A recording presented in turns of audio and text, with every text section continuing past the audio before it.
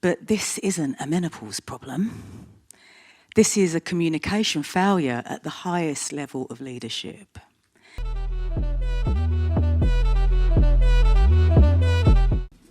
In 2019, 900,000 women left their jobs when reaching menopause. When people hear the statistics, they respond as follows. Women feel something rise.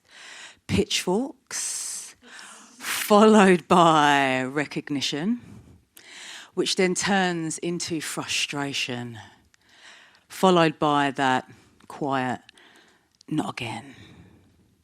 And men?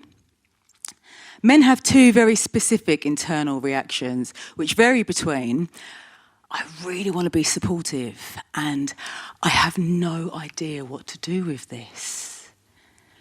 Two very human reactions. But this isn't a menopause problem. This is a communication failure at the highest level of leadership. And if we look at human leadership, we see that it's been founded on endurance. Push through. Don't feel too much. Leave your body at the door. Now, growing up in the 80s, many of the icons then embodied this type of endurance. I was meant to have a slide of Jane Fonda behind me. Very good slide, I just couldn't get it in. I missed a deadline.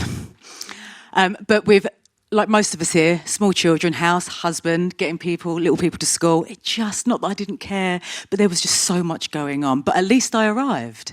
Anyway, back into my talk. Jane Fonda, she taught a generation to endure.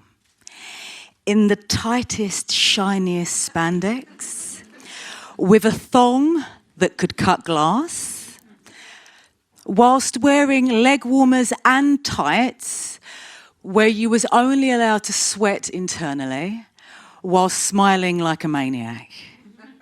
What a model. And it was a model that all genders adhered to. Grin and bear it. Override the signals. Success became something you proved, not sustained. But something radical happens at menopause. It really does.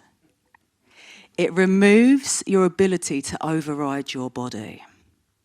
And when the body can no longer be ignored, the truth reveals itself. Not as failure, not as weakness, but as misalignment. And it's from this misalignment that we've been focused on equality, getting bodies at tables that were never meant for human capacity. And if we're being honest, a lot of them tables weren't very good, were they? But it's not equality we need to focus on. Put the pitchforks down, just give me one moment. It's qualities, human qualities, the cycles found within our biology and that of nature. Empathy, receptivity, adaptability, rest. These are not soft skills. They're an operational intelligence. And this is what I mean by feminine intelligence. Not gender. And it's an intelligence that we have ignored for far too long. Now, I want to invite you into something, not to think it, but to feel it. So I invite you now to take a really deep breath in through your mouth and hold it. And now take another one on top and hold that. Now, squeeze your shoulders, squeeze everything. Squeeze and hold, squeeze and hold, squeeze and hold. And now really slowly exhale through your mouth all the way to the end. And notice what you notice.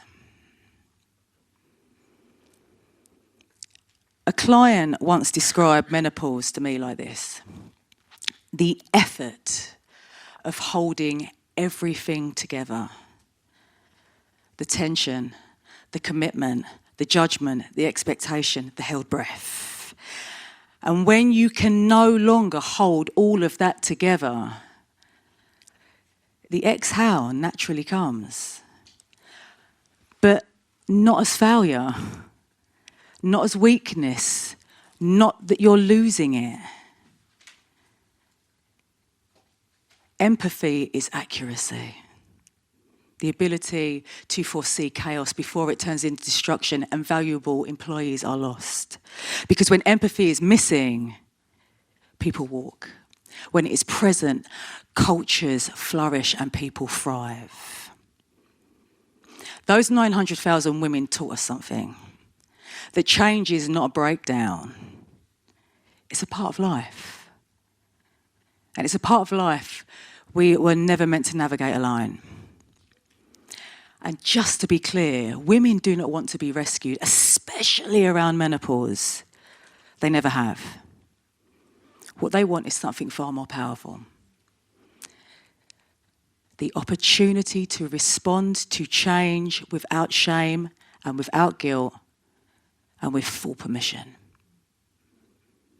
The power shift isn't coming.